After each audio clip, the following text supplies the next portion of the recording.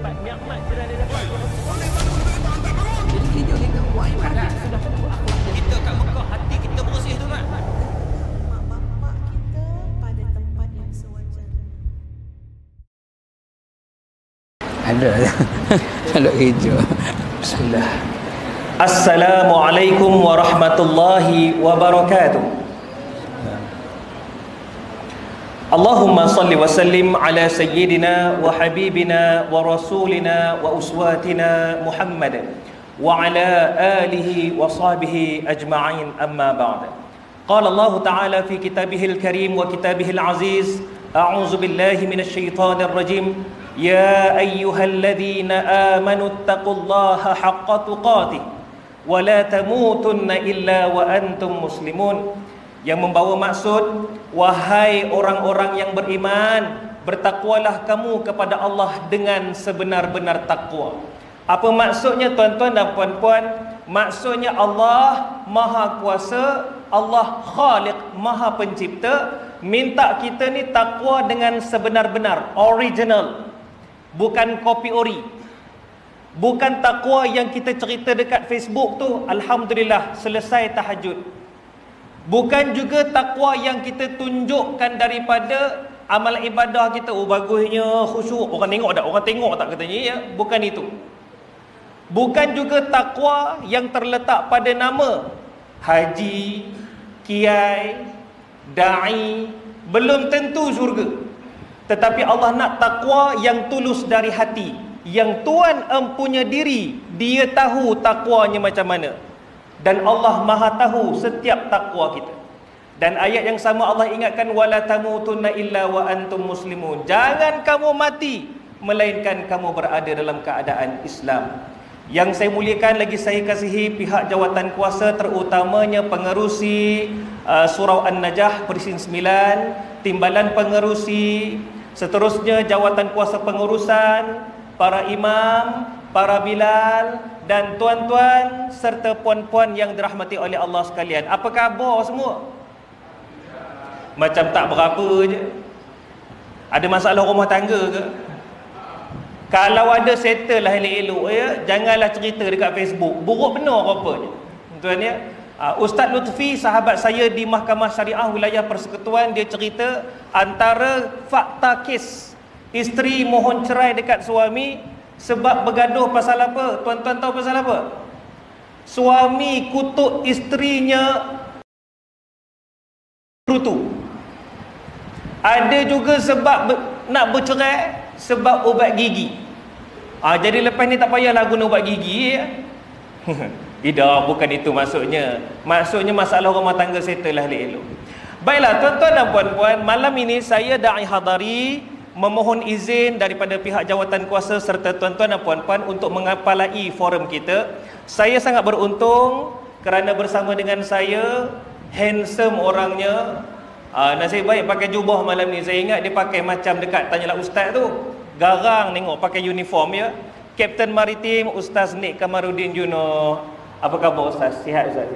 Alhamdulillah. Kalau Ustaz sihat, kita pun kena semangat lah tuan-tuan puan-puan ya. Baiklah, insya-Allah tuan-tuan, malam ini kita akan cerita tentang hijrah.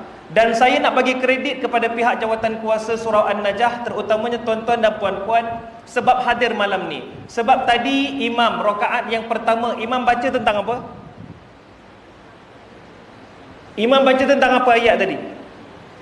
Entahlah Ustaz, saya tunggu rukuk je. Ni masalah tuan-tuannya, kena faham. Ayat dalam rakaat pertama diceritakan tentang orang-orang ya'muru masajidallah, yang memakmurkan masjid-masjid Allah. Jadi tuan-tuan dan puan-puan, malam ni kita tergolong dalam kalangan tersebut, yang mana Allah kaitkan dengan orang-orang yang beriman dengan hari akhirat. Jadi insya-Allah malam ni topik kita iaitu hijrah.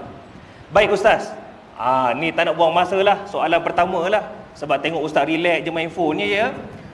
Tak best juga, saya pun nak main phone juga. Baik. Ustaz, saya nak mulakan soalan malam ni dengan pantun. Boleh tak?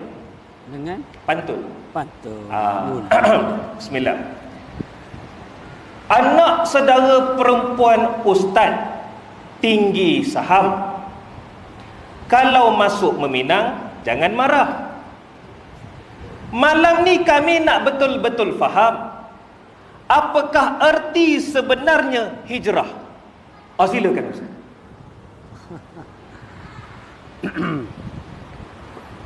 Bismillahirrahmanirrahim. Assalamualaikum warahmatullahi wabarakatuh. Alhamdulillahirabbil alamin wa bihi nasta'in nahmaduhu wa nasta'inuhu wa nastaghfiruhu wa natubu ilaih. Allahumma salli ala sayyidina wa habibina wa syafi'ina wa dhurrina wa qurwatina wa maulana Muhammad sallallahu alaihi wasallam. Summa ila arwahi azwajihi wa ashabihi wa tabi'in wa tabi'in tabi'ihim bi ihsanin ila yaumiddin. Summa amma ba'd.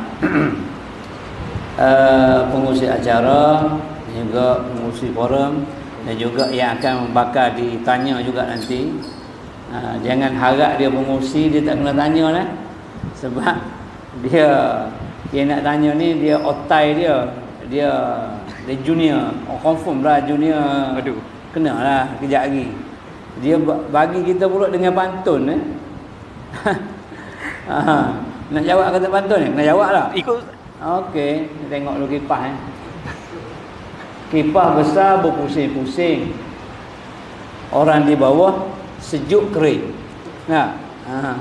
Kalau nak tahu hijrah apa tu, penting ke tak penting, duduk, jangan pening, jangan balik, jangan apa satu lagi? Jangan berpusing-pusing. Jangan berpusing-pusing.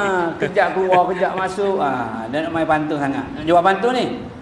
Aku jual pula kakak, aku jawab boleh kat karang. Pian kat dia. Baik. Tadi datang daripada mana? Radio Zayan. Radio Zayan. Zayan. Radio Zayan di Astro. Daripada sana sampai ke sini. Dia tu panggil apa? Pergerakan perjalanan. Ya. Meninggalkan Radio Zayan, datang ke Surah An-Najm. Itu satu perjalanan dan juga satu hijrah. Betul. Meninggalkan kursi. Sana pun orang bayar, sini pun orang bayar. Okey. Allah SWT menyebut, wa may yuhajir fi sabilillah yajid fil ardi muraghaman katsiran was'ah. Siapa yang berhijrah di jalan Allah, dia akan dapat sumber muraghaman ni, tempat yang dia dapat lebih daripada yang dia ada. Tu hijrah. Maksudnya meninggalkan satu tempat, meninggalkan satu keadaan, meninggalkan satu suasana kepada suasana yang baru. Maka kalau nisbah kepada kerja, mana yang lebih baik? Tinggal daripada keadaan yang tak elok kepada yang elok, baru jadi hijrah. Kalaulah dia daripada elok jadi tak elok, itu tak panggil hijrah. Itu tang ke darah. Kena hijrah ni ke arah yang lebih baik. Di sana dia hanya berdepan dengan suara dan juga orang dengar suara dia di radio Zayan. Tapi di sini dia akan berdepan dengan orang ramai. Tu beza tu. Dia bercakap seorang-seorang sedap dia hentam. Ini bercakap depan orang belum tentu. Betul. Lillahi ta'ala belum tentu. Nak tengok mata-mata tuan-tuan yang jegir-jegir duk tengok ni lagi teruk lah. Dan dia duduk berdepan dengan otak masih berbisa. Dia tinggal Zayan, dia datang kat sini. Standby. Mana dia tinggal satu penghijrahan. Tu kita nampak yang tu. Tu hijrah. Tetapi kata Nabi SAW, hijrah ni susah. Kena tinggal kampung, kena tinggal itik ayam, kebau, lembu, biri-biri, kena tinggal. Tinggal pula harta, tinggal pula anak bini, tinggal saudara mara, tinggal semua. Daripada Mekah pergi ke Madinah, tinggal. Oleh kerana susahnya nak pindah, kita daripada rumah nak datang ke sini, susah. Kalau tak susah, tak percaya, cuba tanya yang datang malam ni. Susah ke tak susah nak tinggal? Nak tinggal kursi, nak tinggal lembek, nak tinggal suasana di rumah kita, payah nak tinggal. Maka Nabi SAW tak nak membebankan pengikut-pengikutnya ataupun umat dia. Maka Nabi SAW menyebut dalam pembukaan kota Mekah, la hijrata ba'dal fathi wa innama jihadun wa niyyatun. Tak payah berlaku lagi, tak perlu lagi hijrah sebagaimana aku berhijrah dulu, tak payah. Sebab penat. Nak kena tinggal semua. Tetapi selepas ini hanyalah yang berlaku itu ialah jihad dan juga niat. Jihad untuk menentang apa yang ada dalam nafsu kita. Kemudian niat, nawaitu. Jadi kita sekarang ni yang datang ni sebenarnya berjihad. Berjihad menentang hawa nafsu dia. Hawa nafsu kata, tak payah pergi malam ni. Malam Jumaat. Abang yang pergi. Ayah takut. Ini pun sebenarnya bawa bini tak mana ni? Dah. Tak bawa? Patut nampak berani. Saya tinggal ni kat rumah. Biasa bawa bini dia mana ni? Kalau bawa nak tanya juga isteri dia ni. Bini yang mana tak? Bini yang mana? Oh, bini yang mana? Bukan kuda yang mana? Kuda yang mana? Ini kuda yang mana ni? Jadi sebenarnya nak hijrah itu tak payahlah. Maksudnya hijrah sebagaimana Nabi SAW diarahkan oleh Allah untuk hijrah tak berlaku dah lagi kepada umat dia. Yang berlaku kata Nabi SAW ialah jihadun nafsi. Raja'na min jihadil asghar ila jihadil akbar. Sahabat kata, ya Rasulullah, kita baru balik perang ni. Takkan perang tu jihadul asghar ila jihadil akbar, kepada jihad yang lebih besar. Sahabat kata, ya Rasulullah, wa ma jihadul akbar? Jihad akbar tu apa? Iaitu jihadul nafs. Jihad menentang hawa nafsu. Seorang itu tak boleh pergi perang kalau nafsu dia kata jangan pergi. Halo Mambang. Halo Mambang. Halo Mambang. Mambang. Mambang ada? Ada Mambang ni? Bagi tahu dia Ustaz nak kisah salam. Cukir mata dia. Jadi kami baru balik dari perang yang kecil kepada perang yang besar, kata Nabi sallallahu alaihi wasallam. Sahabat kata, takkanlah perang tu perang kecil. Ini perang besar. Perang besar. Tak, Nabi kata perang yang lebih besar adalah perang menentang hawa nafsu. Sebab kalau nafsu dia kata jangan pergi perang, walaupun body sadu dia takkan pergi. Dah body dah sadu macam Hadari ni, tapi kalau dalamnya kecil tak pergi perang. Ya, badan sadu, jiwa mesti kuat, mesti kental. Ada orang yang kecil tapi hati, jiwa dia berani kental, dia akan pergi. Tengok yang bertumbuk dan apa semua. Kecil dia tu berani betul hati. Dia menentang hawa nafsu dia. Ini hawa nafsu tak ada pujuk lagi. Kita ikut nafsu. Pergi dulu. Pergi dulu. Lepas tu Nabi kata sallallahu alaihi wasallam, jihad perang tu kecil. Yang besarnya ialah hawa nafsu. Lawan dulu hawa nafsu. Dapat meruntun hawa nafsu, kamu dapat pergi perang. Dapat kontrol nafsu, kamu dapat datang majlis ilmu. Kalau tidak, takkan dapat. Kalau kamu kuat melawan hawa nafsu, kamu kontrol, kamu boleh lawan segala godaan daripada anak-anak isteri kamu. Ya ayyuhalladzina amanu la tulhikum amwalukum wala auladukum an zikrillah. Jangan melalaikan kamu akan harta kamu dan anak pinak kamu daripada ingat Allah. Nak datang tiba-tiba dilayan oleh isteri dengan baik. Abang Hadari, tak payahlah pergi forum, bagilah ustaz ni seorang je. Ayang takut. Kalau pergi pun boleh cepatlah. Datang, taubat lahum kau tak datang? Datang. Tengok muka macam penakut lah. Berani dia tak ada mic duduk dengan ustaz ni. Biar dia rasa nak marah. Biar lawan hawa nafsu dia. Itu sebenarnya. Jadi jihad soalan tadi, jihad menentang hawa nafsu itu yang paling besar. Yang keduanya ialah niat. Nawaitu malam ni betul-betul lillahi ta'ala. Satu sembahyang jemaah, kedua niat i'tikaf, ketiga nak ambil iktibar daripada ilmu mengenai hijrah Nabi sallallahu alaihi wasallam. Bukan nak tengok si budak handsome ni. Kau kahwin berapa? Satu ke dua? Alhamdulillah seorang. Seorang. Anak? Seorang. Berapa tahun dah anak yang kecil? 7 tahun. 7 tahun. Maknanya kosong 6 tahun. Ada niat? Ada. Berani.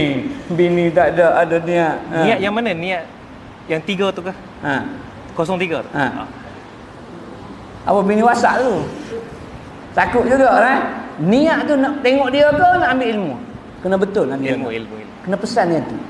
Tak apa maknanya ramai datang nak kenal dia, tapi hujung tu niat aku nak ambil ilmu butil mutiara daripada Hadari. Daripada ustaz ni, niat lillahi ta'ala. Sebab tu dua benda ni, itulah jihad yang sebenarnya.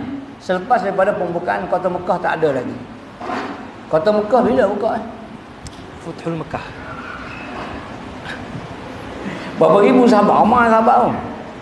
Jadi untuk hijrah itu dulu maksud. Bukan maksud pindah saja, tetapi maksud sebenar jihad dan juga niat. Jadi boleh tanya? Silakan. Dalam ayat yang ustaz baca tadi, muraghaman katsiran wasa'ah. Maksudnya seorang yang berjihad ataupun berhijrah tadi dia akan dapat rezeki yang begitu luas dan begitu banyak. Pengalaman Hadari sendirilah daripada seorang dai kan. Pengalaman ni pengalaman dah. Hasil daripada hijrah dulu mungkin nakal kan, Sekarang nakal lagi. Nakal lagi. Nakal orang yang berilmu ni lain. Nakal dia kan. Nakal dia kejap-kejap. Ya, jazakallah. Sudah dapat 2 mic hari ni nanya. Oh dia lagi sedap. Jadi pengalaman berubah daripada dulu yang belum jadi dai. Bila kita kata ayat Quran kata bila berhijrah tadi akan dapat muraghaman, sumber pendapat yang begitu luas dan begitu cantik pendapatan dan sebagainya. Jadi minta Hadari sendiri ceritakan pengalaman bagaimana dulu aku tidak dai, maka kehidupan akunya begini, tapi bila aku jadi dai, aku jadi penyiar dalam layan, kehidupan itu macam mana. Itu maknanya satu inspirasi ataupun motivasi untuk kami. Baik, jazakallah. Rare ni, jarang ni. Mana ada panel tanda moderator ya. Di surau An-Najah ni pelik sikit. Baik, terima kasih Al-Fadhil Ustaz Ustaz ni kerana sudi tanyakan soalan. Sebenarnya Ustaz, pengalaman saya tak adalah banyak pun. Tapi bila ditanyakan ada kaitan dengan hijrah, tadi Ustaz pun ada sebut, Ustaz ni kata hijrah tu mesti jadi lebih baik. Betul lah tu. Saya teringat Ustaz firman Allah surah Al-Baqarah, a'udzubillahi minasyaitonirrajim, innal ladzina amanu wal ladzina hajaru wajahadu fi sabilillah ulaika yarjuna rahmatallah wallahu ghafurur rahim. 3 golongan ya. Yang pertama orang yang beriman, hijrah, kemudian jihad di jalan Allah. Mereka ni ulaika yarjuna rahmatullah. Mereka ni menuju ke rahmat Allah. Tuan-tuan, puan-puan, kalau adalah sahabat-sahabat kita, adik-beradik kita meninggal, kita sebut telah kembali ke rahmatullah. Orang yang meninggal confirm dia balik ke rahmatullah. Kita ni ada peluang tak nak balik ke rahmatullah sebelum mati? Ada. Jawapannya mesti balik kepada 3 tadi. Apa dia? Mesti kena beriman, hijrah dan berjihad. Dan Ustaz menjawab soalan, betul lah tu. Pengalaman saya belajar di Thailand selama 6 tahun setengah Ustaz. Sedap ngaji. Sawadee. Kap. Alhamdulillah. Sawadee. Sebaik. Kap kat kedai. Arai kah? Kam kat kedai. Arai. Dia pun tak faham tu. Dia cakap siam macam bunyi lain je tu. Belah Aceh ya? Dia gini, siam tu siam bahagian dalam. Kalau Jawa halus. Okey, baik. Sikam pi kedai. Boleh tak dia makan kat kedai. Pak dok teh, aku tak dok pi teh. Itulah pelik, tak pernah dengar bahasa siam tu. Okey Ustaz. Okey. Pengalaman belajar dekat sana, alhamdulillah seronok, dapat ilmu, alhamdulillah hafiz, balik Malaysia dengan sanawi usuluddin. Masalahnya ketika bila mula saya terpilih mewakili bola sepak untuk Piala Emas Raja-Raja dan Piala Presiden Negeri Perak. Masa tu saya diuji, tuan-tuan puan-puan. Betul, orang yang berhijrah, yang ada ilmu mesti kena uji. Ujiannya kawan-kawan sekeliling. Mereka ni kehidupan faham-faham lah pemain bola Ustaz. Kita nak solat, nak buat baik je, dia dah mula dah. Dia tarik kita ke arah lain. Agak saya tu iman goyah lah waktu tu. Biasalah iman saya kan cokir juga kan.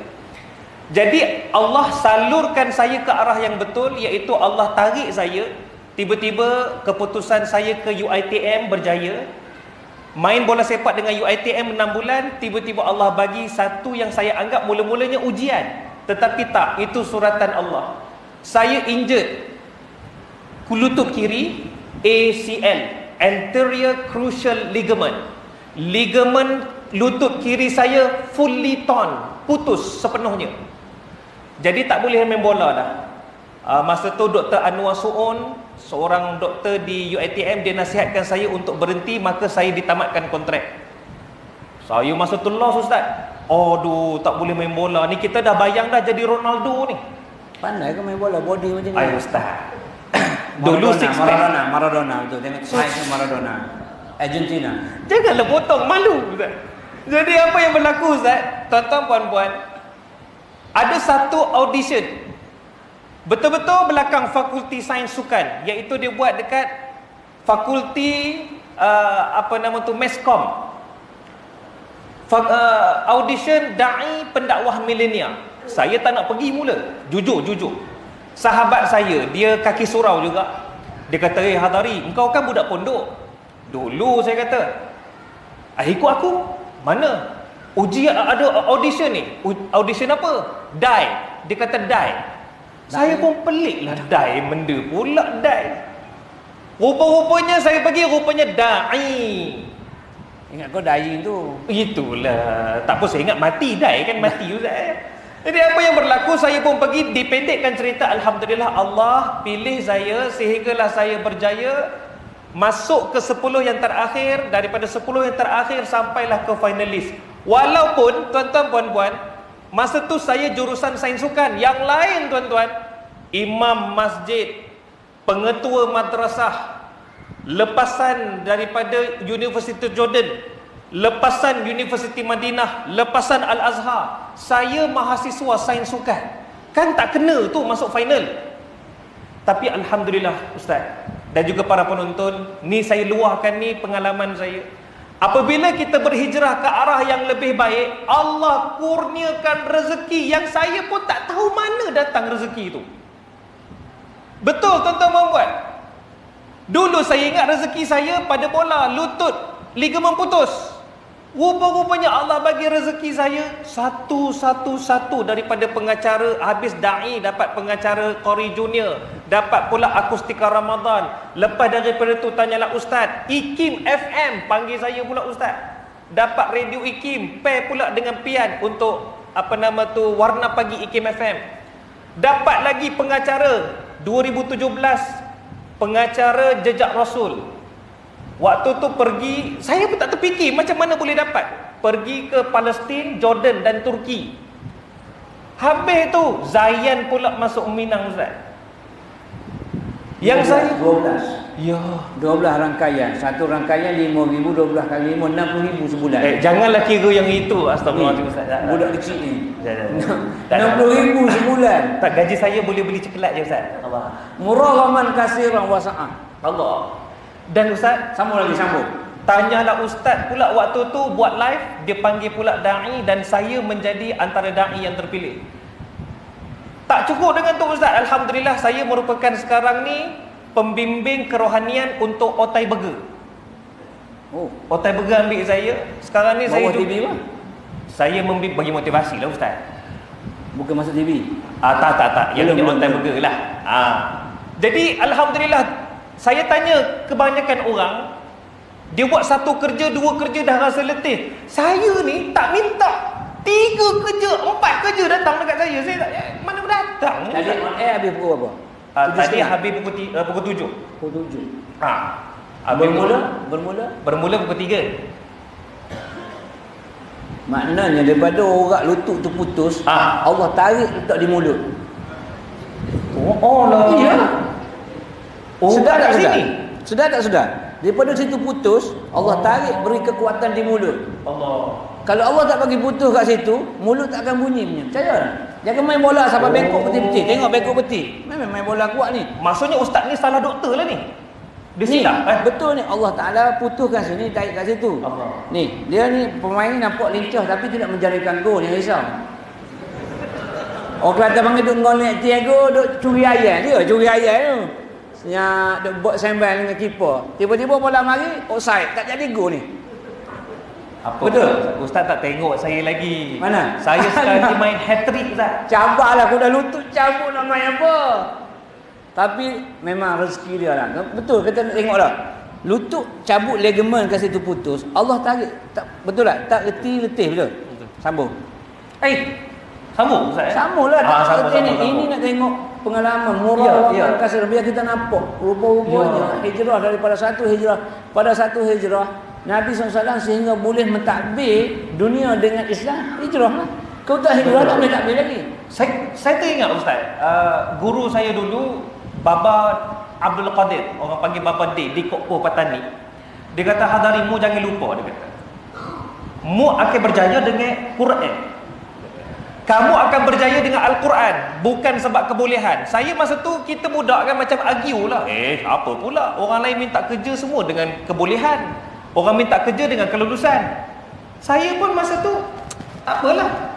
Rupa-rupanya betul Ustaz. Bukan setakat saya, sahabat-sahabat saya sekarang yang mana dekat dengan Al-Quran, tak semestinya hafaz Al-Quran, dekat dengan Al-Quran, Allah bagi rezeki satu persatu. Antaranya tengok Da'i Azrin lah Ustaz. Saya dengki. Dengki pula. Tak baik. Tak apa dengki ilmu okey. Ya betul. Dengki ilmu, dengki harta, fisabilillah. Ustaz, Da'i Azrin, ini motivasi untuk tuan-tuan perempuan jugalah. Mungkin Da'i Azrin tak ada malam ni, kalau nak ambil kontak nama pun boleh. Da'i Azrin ni belajar SPM aja Ustaz. Tapi sekarang ni dia dulu pakai kereta Velfire Ustaz. Saya kereta second hand je Ustaz. Tak meluahkan lah. Dah okey lah tu. Dia ngaji Quran dan suara yang bagus. Jadi kita nak dengar satu ayat Quran yang dibaca oleh Hadori yang menyebut sampai sekarang tu mana dia masih melekat. Allah. Apa tu maksudnya? Tak kisah orang ambil apa-apa pun kita nak dengar sebagai motivasi untuk kita. Okey baik. Saya baca surah At-Tahrim boleh tak? Boleh. A'udzu billahi minasyaitonir rajim. Ya ayyuhalladzina amanu tubu ila Allahi taubatan nasuha.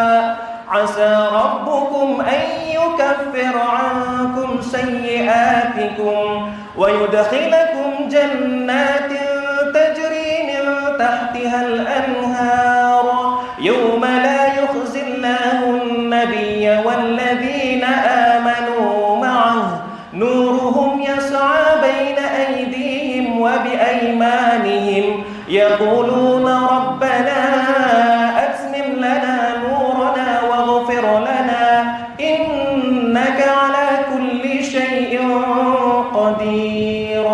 Sadaqallahu alazim. Ya ayyuhalladzina amanu. Sambung lepas tu ya ayyuhan nabi tu Ya. Alhamdulillah. Kita dengar pun rasa semangat. Iqra'ul Quran fa innahu ya'ti yaumal qiyamah syafi'an li ashabihi kata Nabi sallallahu alaihi wasallam. Bacalah kamu akan Quran. Nabi kata baca, dia tak kata hafaz kan. Cuba faham baik-baik hadis tu. Iqra'ul Quran, bacalah olehmu akan Quran kerana ia akan beri syafaat bila li ashabihi.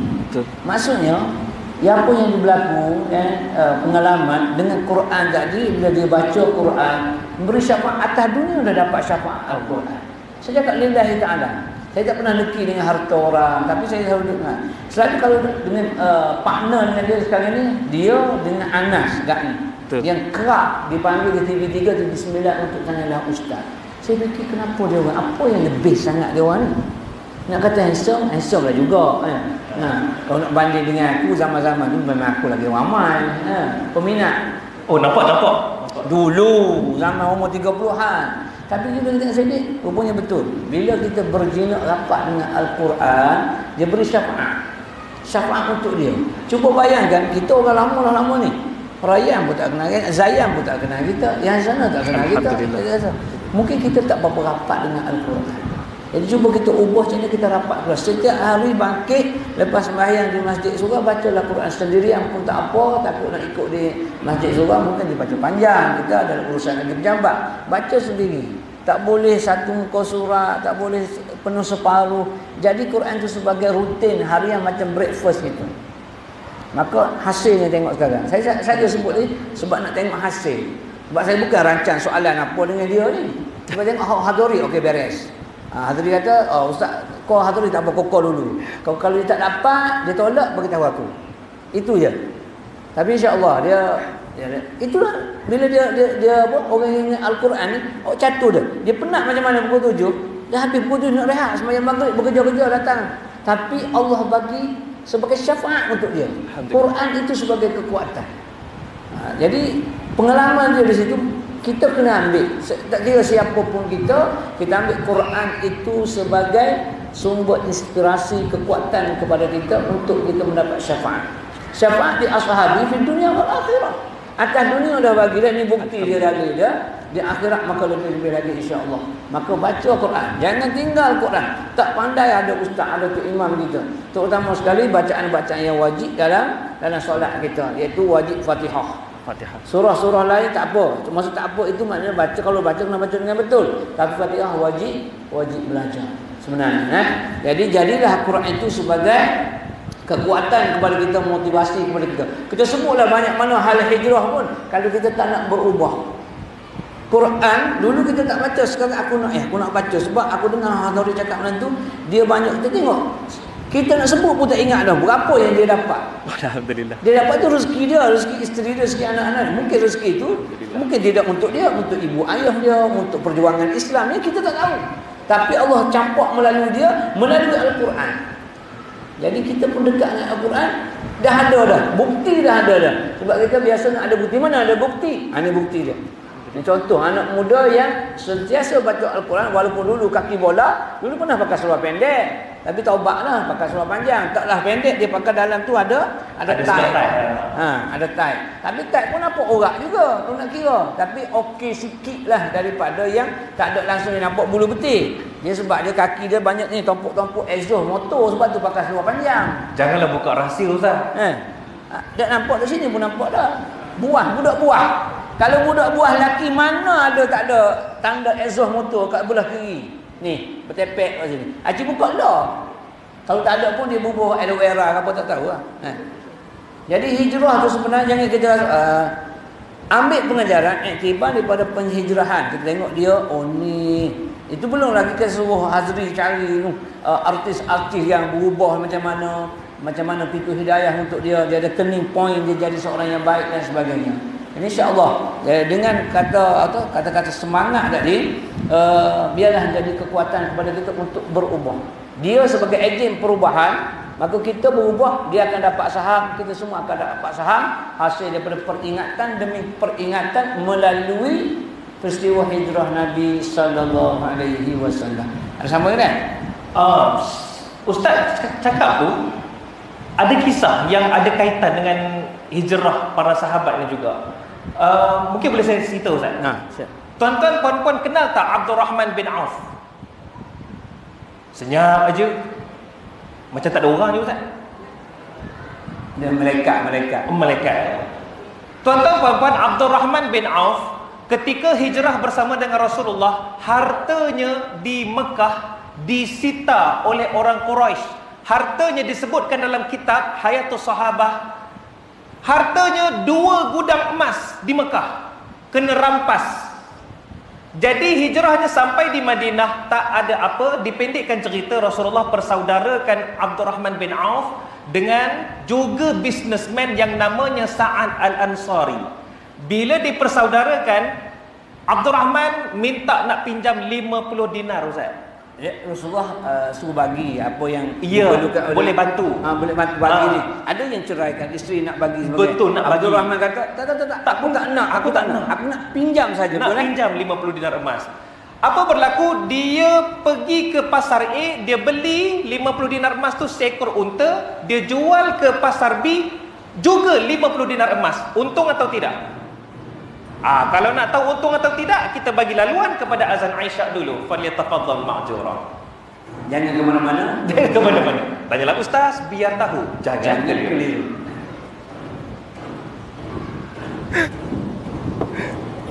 Cantik ustaz buat gini. Cantik. Cantiklah buat gini lah. Iyalah, super sembang lah. Tak payah nak suruh. Borak-borak.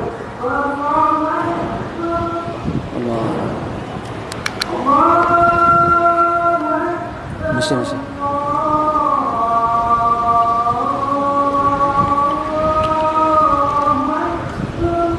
Allah Akbar.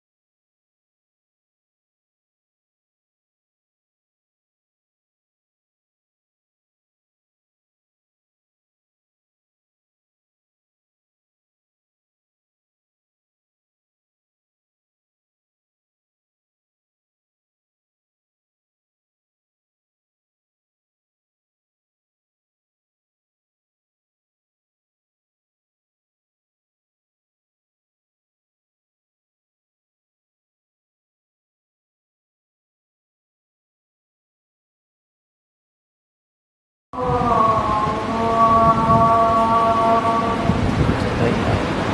ilaha illallah.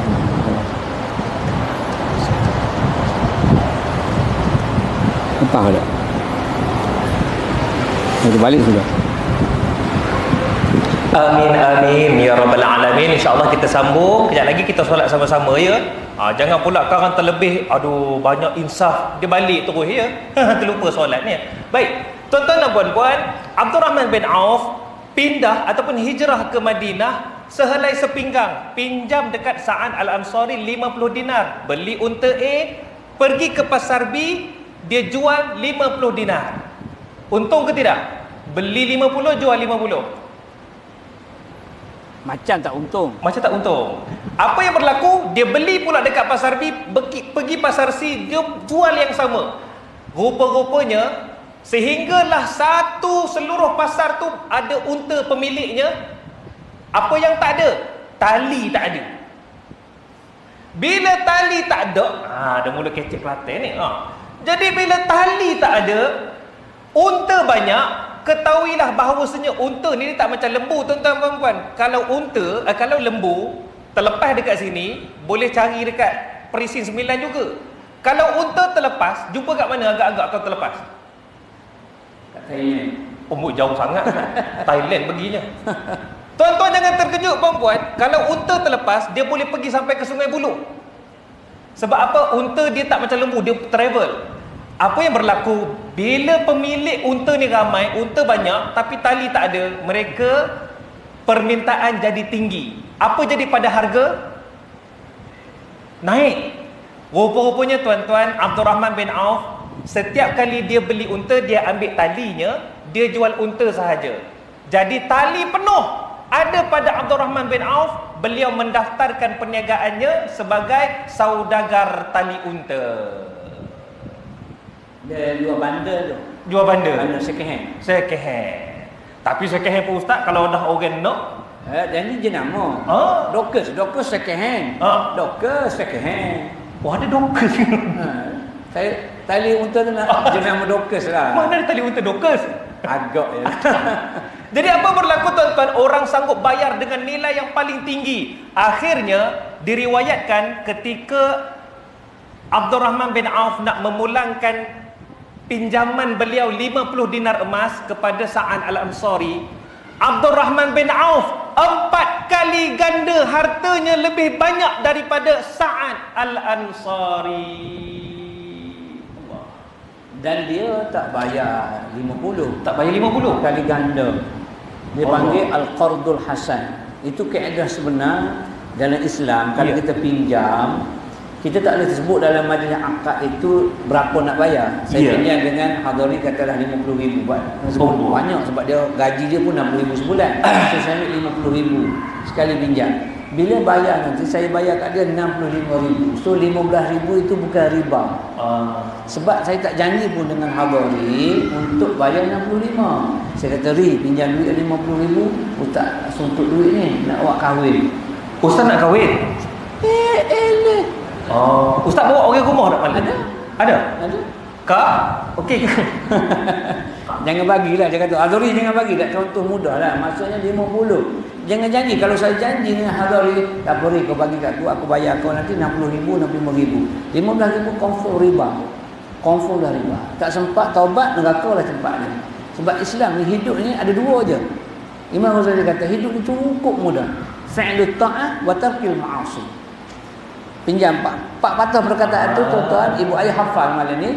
Hidup manusia ni ada dua saja. Fi'lut ta'ah atau tarkul ma'asi. Buah taat, tinggal maksiat. Itulah hidup yang sebenar. Itu Imam Ghazali pesan dalam kitab Bidayatul Hidayah untuk kita. Jadi kaedah yang Abdul Rahman bin Auf tadi pun sama juga. Bila bagi 50, dia tak bayar 50. Bagi lebih. Kamu tu pun tahu tak mau. Nabi SAW kata itulah qardul hasan. Kan pernah Nabi SAW pinjam ambil kambing Yahudi. Yahudi Madinah ramai. Sebab tu puasa hari ni dan besok adalah untuk membezakan di antara puasa orang Islam dengan orang Yahudi.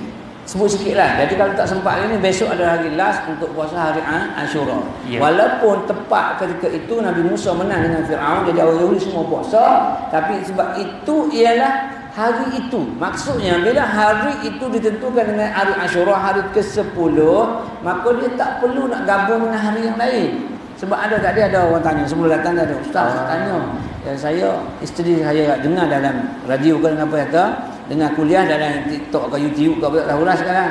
Dia kata, siapa yang tak puasa berhimpitan atau bergabung dengan hari-hari itu, maka puasanya tidak sah. Aku kata, mari mana pula jawapannya?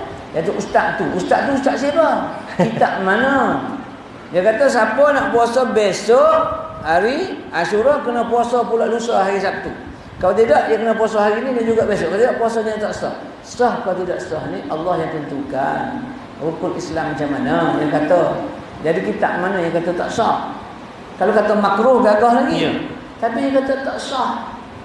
Mana dalil tak sah? Tu jangan kita main-main. Jadi besok puasa. Walaupun hari ni tuan-tuan tak puasa, esok puasa. Saya bagi tahu tu. Kata, bang, kalaulah isteri dengar ustaz tu kata besok tak boleh puasa, kenapa tak gabung dengan lusa? Kena gabung. Gabunglah kalau nak gabung. Dah kalau kata nak lari daripada khilaf tadi, puasa besok hari Jumaat, puasa lusa hari Sabtu. Apa masalah? Dia yang tak boleh tak bergabung ini kalau tak ada peristiwa saja puasa kosong, puasa sunat biasa.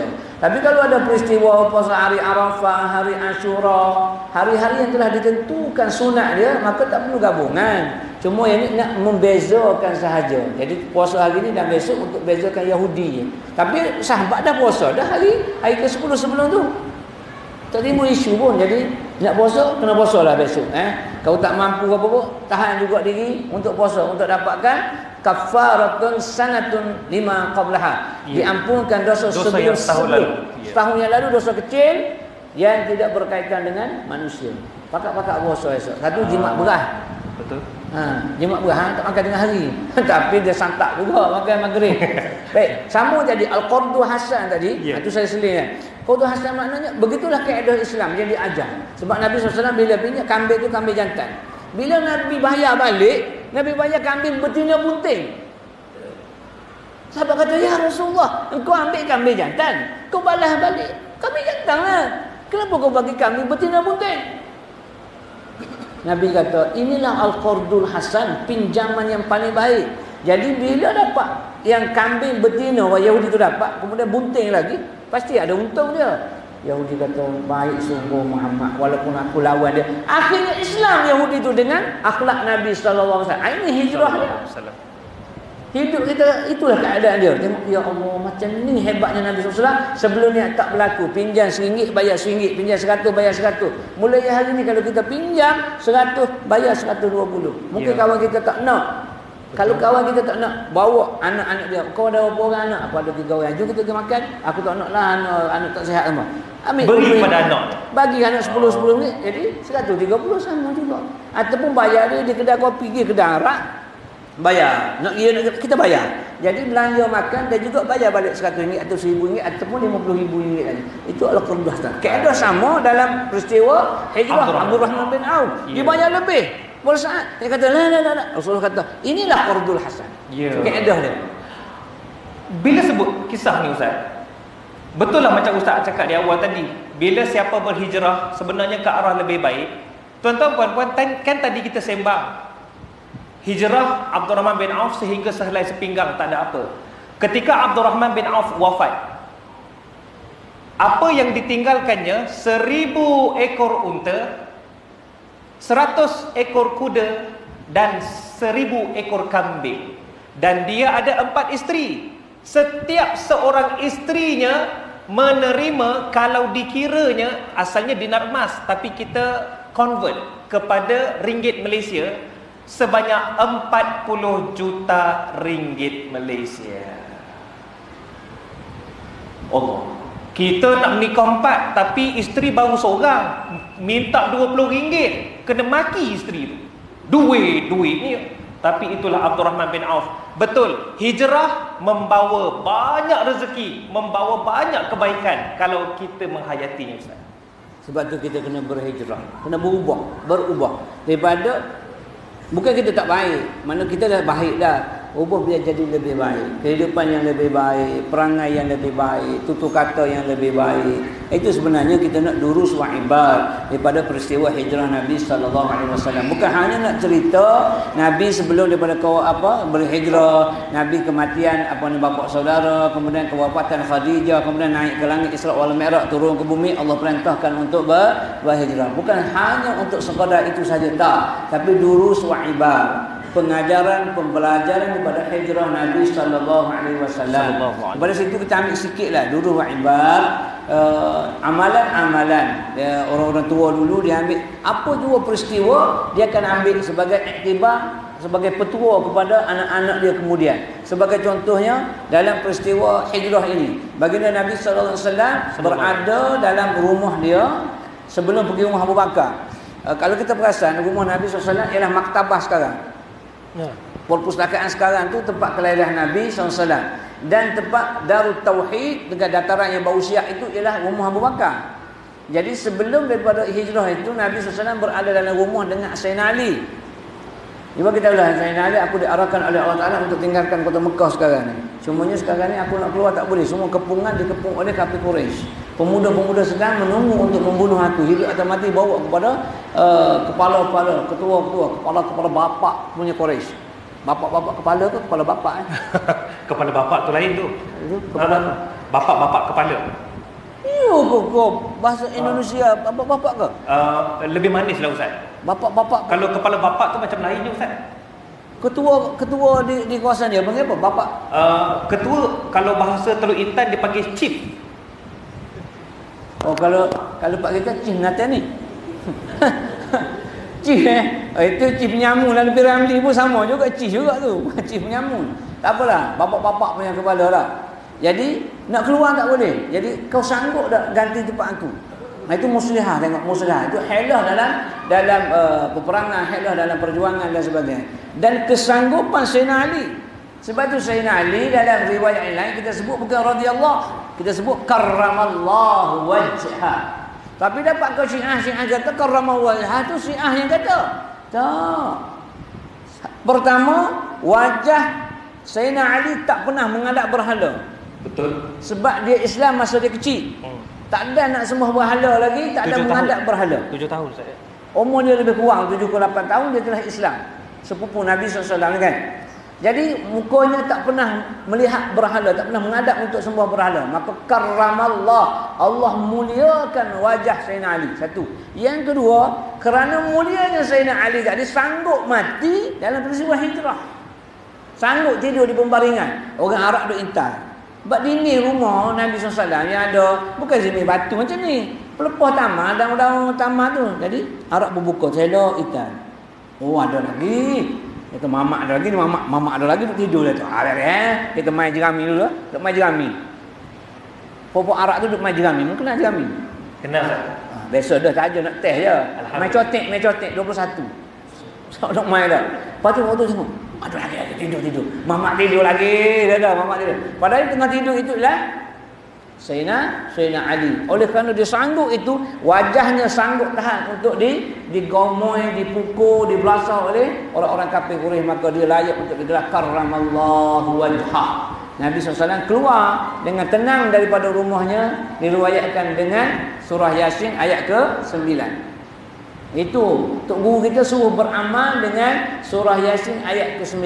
Balik kepada la hijrata ba'dal fathi wa innama jihad wan niyah. Niat apa kamu baca ayat tadi? Kita beramal dengan ayat 9 surah ayat kursi, ayat Yasin, wa ja'alna. Cuba lagu sikit. Saya tak berapa lah Ustaz. Nak dengar Ustaz pula baca. Tak. Berjunuk ke apa tak baca Quran? Tak. Nak dengar Ustaz pula baca. Kalau tak boleh baca mana berjunuk itu ya. Tak baca yang mana Ustaz? وَجَعَلْنَاكُمْ مِنْ بَيْنِ أَيْدِيهِمْ سَدًّا وَمِنْ خَلْفِهِمْ سَدًّا فَأَغْشَيْنَاهُمْ فَهُمْ لَا يُبْصِرُونَ. Di antara intisari ayat yang dibacakan sebentar tadi, qari daripada Myanmar Ustaz. Kami jadikan di hadapan kamu dan di belakang kamu itu dinding. maka kami kelabukan mata-mata mereka yang musuh-musuh kamu. Fahum la yubsirun, mereka tidak melihat. Sedap juga suara Myanmar. Tak okey lah. Myanmar, isteri saya cakap macam Bangladesh. Oh tu saya kalau jumpa rakan Bangladesh, orang ingat saya sama ni negara. cuba dengar ni daripada Indochina. Waj'alna min baini aydihim saddan wa min khalfihim sadda fa'aghshaynahum fahum la yubsirun. Bunyi tak? Itulah qari daripada Beijing. Suara Zayan suara Zayan juga. Lebih kurang. Betul itu saja tadi. Baik. Ayat itu Nabi SAW baca, kata riwayat dia berpasir. Tak apalah. Tuan-tuan amal, apabila emergency, berlaku apa-apa, mungkin musuh, mungkin apa juga perang dan sebagainya, dengan barakah ayat yang dibaca, pasti ada hikmahnya. Baca ayat terapi ni setiap kali lepas solat 1, 3, 5, 7 amal. Amal biasa. Jangan kata aku nak supaya polis tak nampak, JPJ tak nampak. Tak payah. Baca je. Ini duk baca ayat tu kata polis tak nampak kan. Polis apa Yasin? Boleh baca untuk Roblox lah Ustaz. Boleh baca untuk Roblox lah. Untuk Roblox je. Polis dia kata, "Cik, lesen." Bila kita baca, tiba-tiba polis minta juga lesen, kita kata, "Ustaz cakap polis tak nampak." Nampak tak? Dia tak percaya kepada ayat Allah. Sebab kamu baca sekarang niatnya niat tak betul. Iya, baca lillahi ta'ala, waj'alna min baini aydihim saddan wa min khalfihim sadda wa awshaynahum fahum la yubsirun. Moga-moga musuh tak nampak kita bila perang nanti. Dia datang apa-apa pun tak nampak, pukul kena dinding, tak kena kita. Contoh. Tapi lillahi ta'ala, baca. Masuk dalam gua Sur, tiba-tiba kaki Sayyidina Abu Bakar digigit oleh binatang berbisa. Menangis je, menitik air mata. Jatuh atas wajah Nabi. Nabi tidur atas riba. Tutup-tutup semua lubang. Rekah cerita, dia tutup dengan kaki dia, lalu satu lubang. Tiba-tiba ada penyengat dalam tu. Tak tahulah skorpion ke apa benda. Jadi dia pun tahan. Rasulullah kata, kenapa kau menangis ya Abu Bakar? Kau takut ke? Kalau kau takut, la takhaf wa la tahzan innallaha ma'ana. Itu satu ayat itu, ulama kata ayat untuk menenangkan jiwa kita. Kalau tak tenteram, ambillah tangan kanan kita, letak di belah kiri kita. Kita pun baca, la takhaf wa la tahzan innallaha ma'ana. La takhaf wa la tahzan innallaha ma'ana. Kita pujuk hati jantung kita. Jangan bimbang, jangan takut, Allah bersama dengan kami. Kalau dah Allah sama dengan kita, nak takut apa? Semua di tangan dia. Ayat yang dibacakan tadi dalam surah Tahrim tu, innallaha ala kulli syai'in qadir. Innallaha ala kulli syai'in qadir. Sesungguhnya Allah di atas segala sesuatu, dia berkuasa. Jadi apa nak takut wahai Abu Bakar? Bukannya Rasulullah kaki aku digigit. Lalu Rasulullah bingkah daripada tidur tadi, rehat tadi, dia tengok kemerahan kaki, lalu dia baca Al-Fatihah. Maka Al-Fatihah itu sebagai ibu bagi segala penyembuh. Dibaca oleh Nabi SAW suratul Fatihah. Jadi kita nak bagi hadari lagi baca Fatihah. Ada ambil sanad tak? Apa tu? Sanad Fatihah. Sanad tak Ustaz? Sanad Fatihah Syekh Quraib, di antara ulama Syria yang masih lagi pegang sanad Al-Fatihah daripada Nabi sallallahu alaihi wasallam. Jadi kita ambil berkat daripada budak muda yang handsome ni, kita baca Fatihah. Sebab Fatihah adalah bacaan yang wajib dalam sembahyang. Sebagai nak tutup lah forum kita pada malam ni, kita minta lagi untuk baca Fatihah. Mudah-mudahan ia sebagai keberkatan kepada kita. Sama-sama kita baca Fatihah dengan betul dan jadi amalan kita, insya-Allah. Insya-Allah. Baik, kita baca sama-sama tuan-tuan dan puan-puan. A'udzu billahi minasy syaithanir rajim. Bismillahirrahmanirrahim. Alhamdulillahi rabbil alamin. Ar-Rahmanir Rahim. Maliki yaumiddin. Iyyaka na'budu wa iyyaka nasta'in. Ihdinas siratal mustaqim. Siratal ladzina an'amta 'alaihim ghairil maghdubi 'alaihim waladdallin.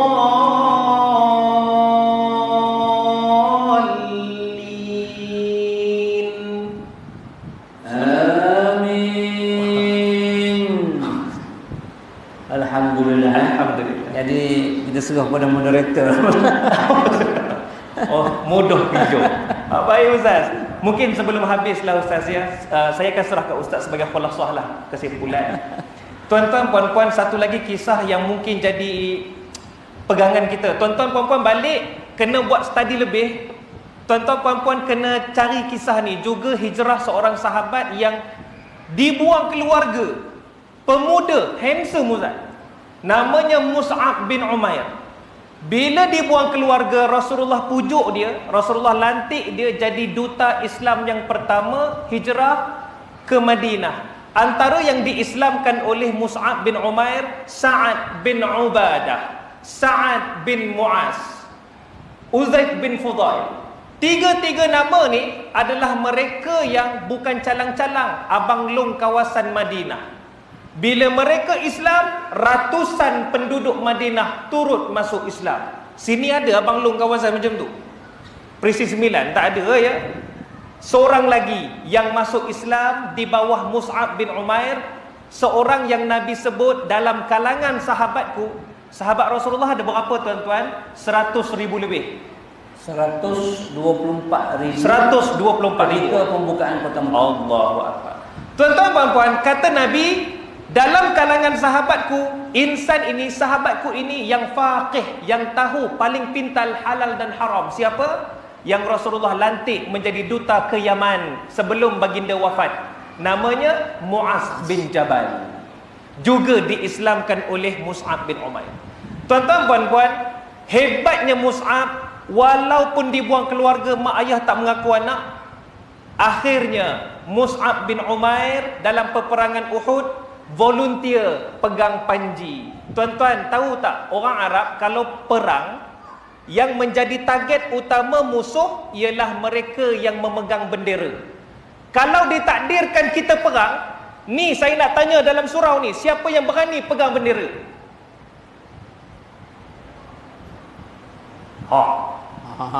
Sudah.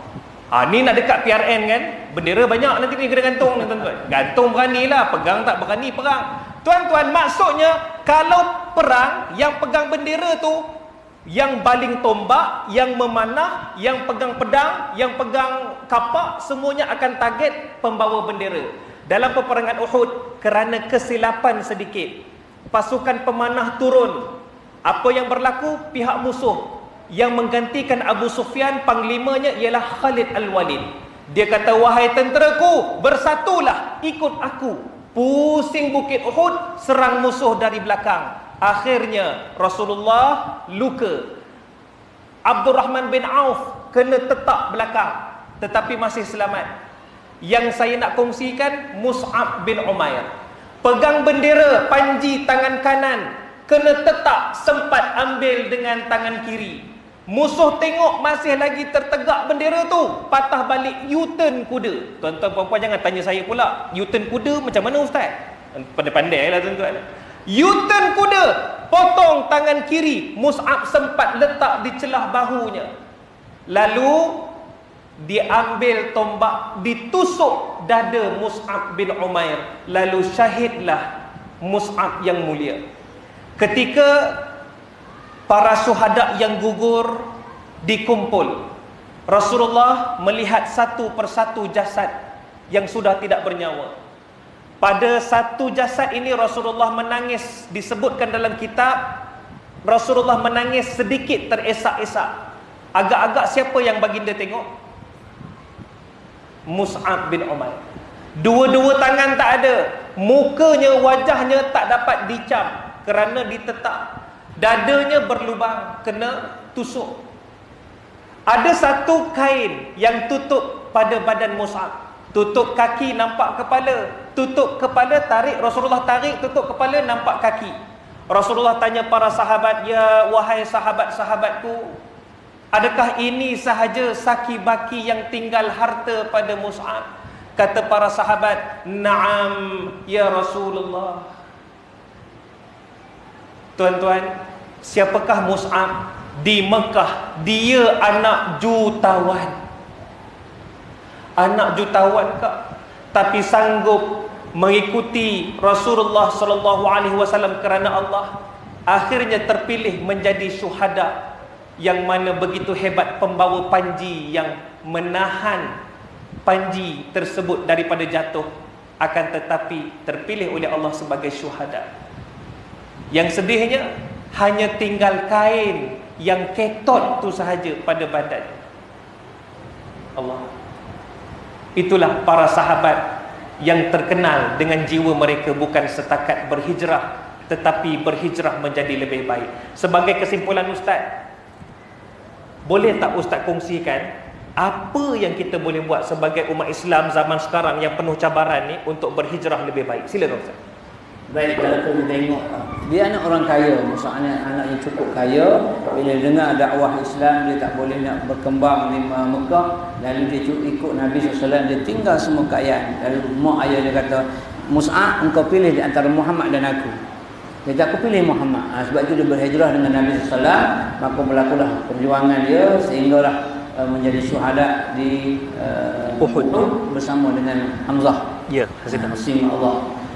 Ketika itu Khalid Al-Walid belum lagi Islam, pedang itu singa Allah itu belum lagi Islam pada ketika itu. Dia yang beri kemenangan. Sebenarnya tentera Islam dah menang, tapi nak mengambil iktibaran di situnya ialah kerana engkau perintah kepada pemimpin panglima perang ketika itu Nabi SAW.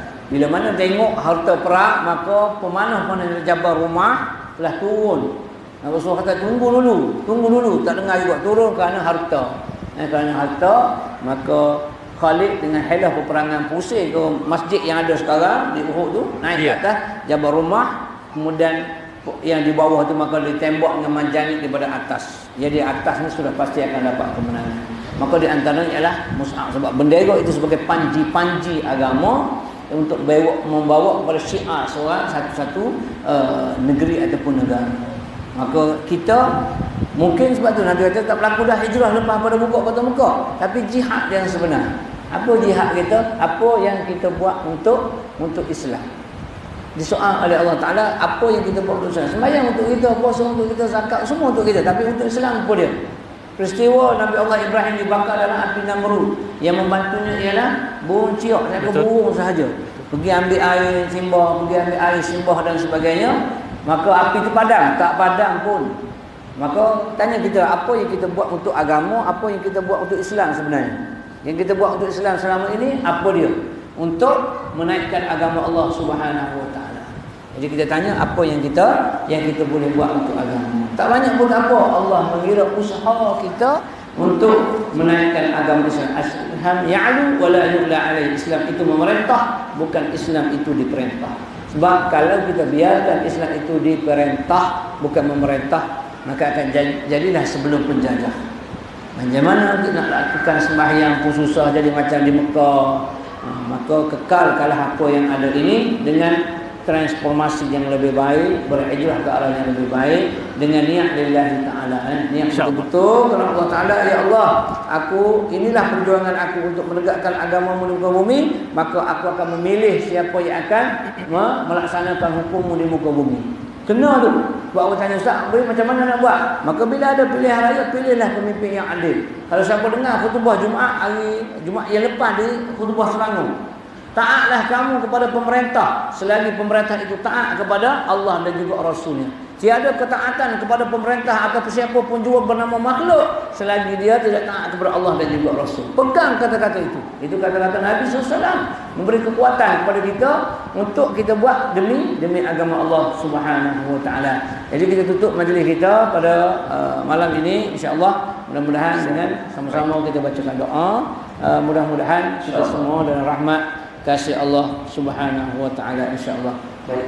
Baik, kita nak ucap juga juga kredit kepada pihak Jawatan Kuasa Surau An-Najah. Terima kasih kerana menjemput kami berdua. InsyaAllah tuan-tuan dan puan-puan Cikebum kalau ada rezeki kita akan bersama lagi pada masa hadapan. Sebarang kesilapan, kekurangan daripada kami mohon maaf. Dan jangan lupa tonton Tanyalah Ustaz, biar tahu jangan keliru, setiap hari jam 6.30 pagi hanya di TV3 dan TV9. Dan jangan lupa dengarkan Zayan, destinasi nasyid anda 104.9 FM di sekitar Lembah Kelang. Yang ini bos suruh. Bos kata nak terima jemputan boleh, promote. Alhamdulillah Ustaz, selesai. Alhamdulillah. Benda kebaikan itu berhijrah. Mungkin selama ni radio lain dah tukar tu. Ya. InsyaAllah. Baiklah, nak pantun sikit. Tuan-tuan puan-puan, baju serabai pergi tangkap ikan you. Goodbye, we love you. Silakan Ustaz. Apa dia? Bagi Saleh lah. Dia mau tutup lah. Tutup ni doa lah. Doa. Nak pantun 2-3 kucing berlari ya Ustaz nanti ya. 2-3 boleh ku cari, mana nak sama si kucing belang dah. Ramai-ramai penceramah yang ku cari takkan sama dengan hadiri seorang. Pada muka. Bismillahirrahmanirrahim. Alhamdulillahirabbil alamin. Wassalatu wassalamu ala asyrafil anbiya wal mursalin wa ala alihi wa sahbihi ajma'in. Allahumma ya Allah ya Rahman wa ya Rahim wa ya Fattah wa ya Alim. Ya Allah yang Maha mendengar ya Allah. Ya Allah yang Maha mengetahui ya Allah. Ya Allah yang Maha melihat ya Allah. Ya Allah, Engkau melihat kami pada ketika dan saat ini ya Allah. Engkau pandang kami ya Allah. Pandanglah kami dengan rahmat Engkau ya Allah. Pandang kami dengan kasih Engkau ya Allah.